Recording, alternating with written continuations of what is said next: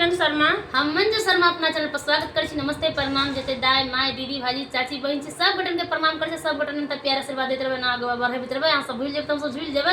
और हम दोनों देवरानी जेठानी जा रहल छी बहुत प्यारा सा झूमर गीत, बहुत प्यारा से एकदम लटकदार झमकदार चटकदार गीत है, अहाँ सब जरूर सुनू। लाल साड़ी वाली के ब्लू साड़ी वाली के आए आई किरण मंजू ने लाल साड़ी ब्लू साड़ी में बहुत प्यारा हमरा काला दिल हम छी करिकवा पर त काला दिल हमरा पर लाल दिल भेजो के लाके बहुत प्यारा गीत है, अहाँ सब जरूर सुनब। हमहू त छुरी कटारी साड़ी में गोरिया बबाल लगै छी। नहीं हमहू त छुरी कटारी बल मुझे भी में सब।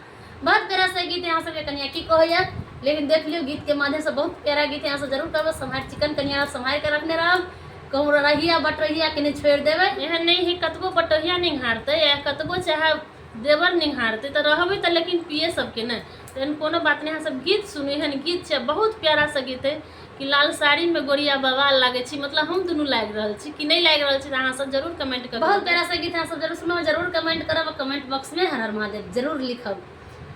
हमहू त छोरी कटारी बलम जेबी में समारो यो।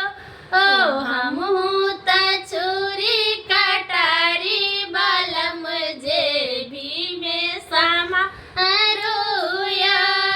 हमहू त छोरी कटारी बलम जेबी में समारो यो।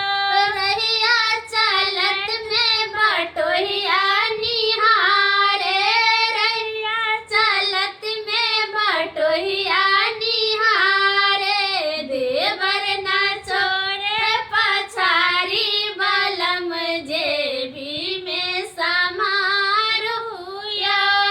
देवर न छोड़े पछारी बलम जेबी में समारो यो। देवर न छोड़े पछारी बलम जेबी में समारो यो। हमहू त कैंची कटारी बलम जेबी में समारो यो। हमहू त कैंची कटारी बलम जेबी में समारो यो। बगिया चलत में मलिया निहारे, बगिया चलत में मलिया निहारे। नन दोसिया मारे पिहकारी बलम जेबी में समारो यो। नन दोसिया मारे पिहकारी बलम जेबी में समारो यो। नन दोसिया मारे पिहकारी बलम जेबी में समारो यो। हमहू त छोरी कटारी बलम जेबी में समारो यो।